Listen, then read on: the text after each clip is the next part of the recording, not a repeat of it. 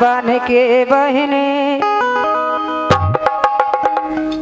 कंगनवा बन के बहने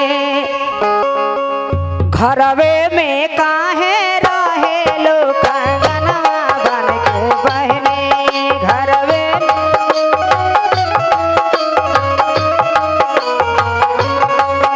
घरवे में काहे रहे लो कंगनवा बन के बहने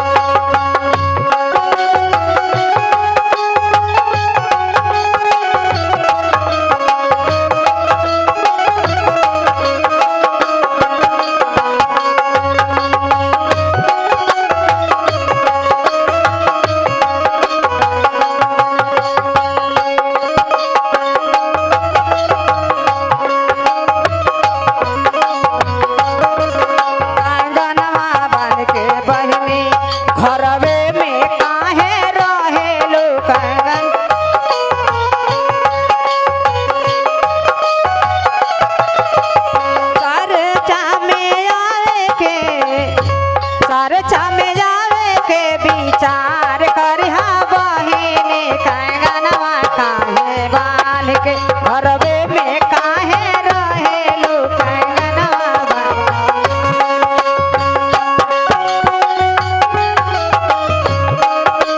बहिनी घरवे में काहे रहेलू कंगनवा बन के बहिनी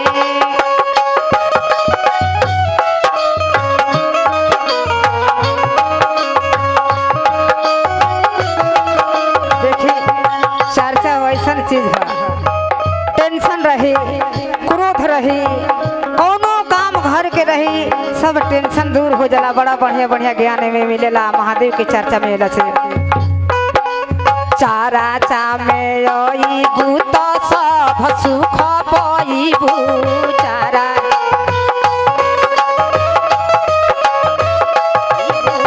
चारा चा में आईबू तो सब सुख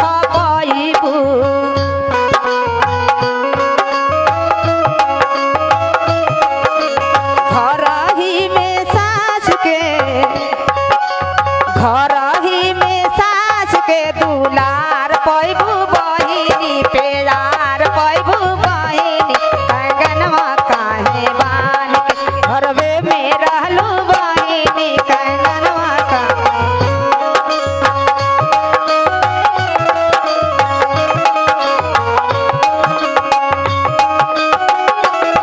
कंगनवा काहे बान के घरवे में रहलू बहिनी कंगनवा काहे बान के घर